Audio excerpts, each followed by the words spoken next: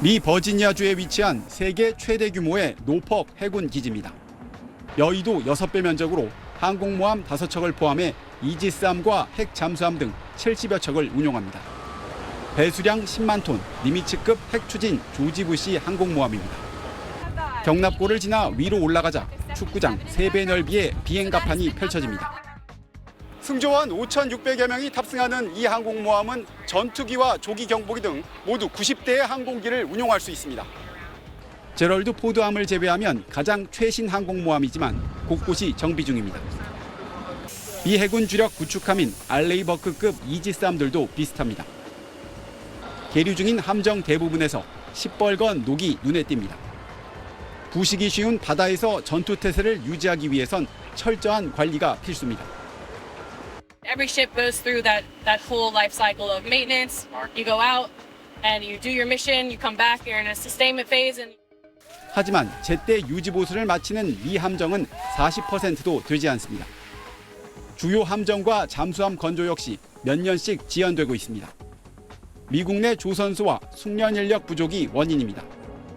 특히 해군 전력은 중국과의 패권 경쟁 최일선으로 트럼프 대통령도 한국과의 조선 협력을 여러 차례 강조한 바 있습니다.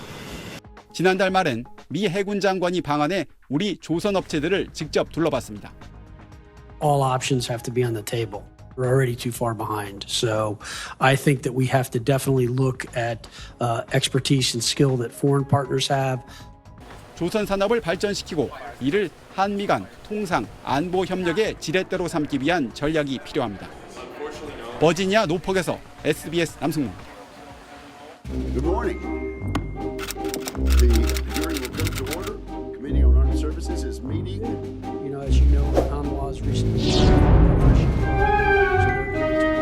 Thank you, Mr. Chairman. Mr. Phelan, thank you very much for your willingness to serve and your family. I appreciate your willingness to take a lot of time with me in a couple meetings, and I'm looking forward to supporting your confirmation.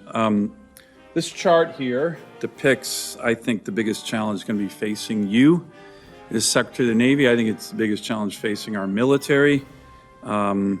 And that's the challenge of the Chinese Communist Party's PLA is on pace to surpass a 400-ship Navy this year, and by the end of 2030 is on pace to have about 120 more ships compared to our very weak shipbuilding attempts. In 2023, China added 30 ships to its fleet, 15 of which were large surface combatants. We added 2. I think that's going to define the tenure of your time as secretary, whether it's successful or not, if we can start to address this challenge. Fortunately, as you're seeing in this hearing, you will have very strong bipartisan support.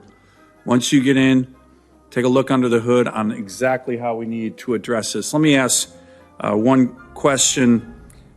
One of the things that hasn't come up yet is the ability to work with our allies to make use of their existing shipbuilding capacity, lessons learned from their shipyards, potential investments. President Trump has expressed an interest in that kind of idea. Do you have any thoughts on that? This is a critical issue. I think all options have to be on the table. We cannot fall behind. We're already too far behind. So I think that we have to definitely look at expertise and skill that foreign partners have, whether that means they build components, we need to look at that, or, you know, as you know, Hanwha has recently bought the Philadelphia shipyard, so they're going to look at enhancing that and making that better. So bringing their capital and skill sets here, I think, will be important. I think this is very, very critical thing you've pointed out. Yes.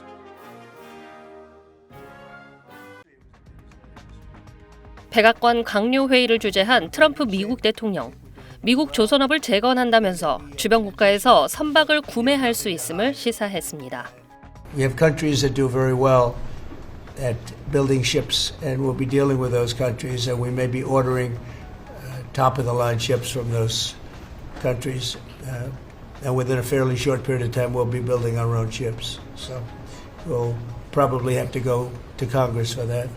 But we're not going to have a problem.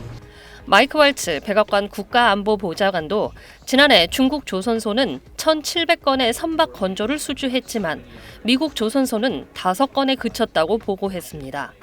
중국의 조선업에 대응하기 위해 국가안보 차원에서 미국의 조선업을 부활시키고 동시에 동맹국들로부터 군함이나 상선을 구매하기 위해 의회의 승인을 얻겠다는 겁니다. 최첨단 선박이라고 언급한 트럼프 대통령의 이 발언이 세계 1위를 달리고 있는 국내 조선업계에 호재로 작용할 것으로 전망되면서 시장은 즉각 반응하고 있습니다. 미중 무역전쟁이 격화되면서 코스피는 약세를 보이고 있지만 조선주는 일제히 오르고 있는 상황입니다. 트럼프 대통령은 지난 8일 한덕수 대통령 권한대행과의 첫 통화에서도 한미 간의 협력 분야로 조선업을 언급한 바 있습니다. SBS 정경윤입니다.